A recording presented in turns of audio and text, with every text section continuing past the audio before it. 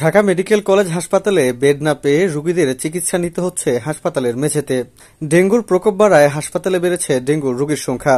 নতুন ভবনের 4 তলায় দেখা যায় বেড না পেয়ে বাইরে চিকিৎসা নিচ্ছে ডেঙ্গু রোগীরা।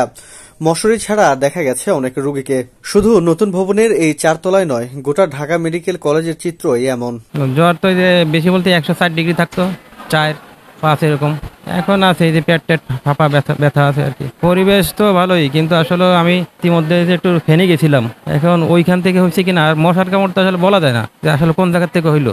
ডেঙ্গুর এমন ক্লান্তি লগ্নে এক দফা দাবিতে কর্মবিরতি পালন করছে হাসপাতালের নার্সরা, যার ফলে রোগীদের দুর্ভোগ আরো চরমে। রোগীর স্বজনরা অভিযোগ করে বলেন, অপারেশনের রোগী ডোনার রেডি, কিন্তু নার্সরা কোনো কাজ করছে না। তারা তাদের দাবিতে কর্মবিরতি পালন করছে। নার্সরা বলছেন, তাদের যৌক্তিক দাবি মেনে নিলেই তারা পুরোদমে সেবা দিয়ে যাবে। প্রথমত বেড সংকট, তারপর নার্সদের কর্মবিরতি। এমন পরিস্থিতিতে চরম দুর্ভোগ পার করছেন ঢাকা মেডিকেলে চিকিৎসা নিতে আসা রোগীরা।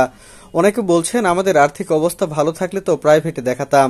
সরকারি হাসপাতালের যদি এমন অবস্থা হয় তাহলে আমরা আর কই যাব। হাসপাতাল কর্তৃপক্ষের তথ্য মতে ঢাকা মেডিকেলে চলতি বছরের শুরু থেকে সোমবার পর্যন্ত ডেঙ্গু আক্রান্ত হয়ে শিশুসহ মোট মৃত্যু হয়েছে 36 জনের, যা যে কোনো সরকারি হাসপাতালের সবচেয়ে বেশি মৃত্যুর রেকর্ড।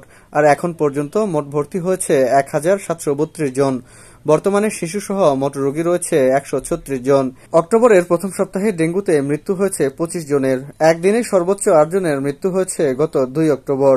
চলতি বছর মোট ডেঙ্গু আক্রান্ত হয়েছেন 37,808 জন। হুমায়ুন কবির, সময়ের আলো, ঢাকা।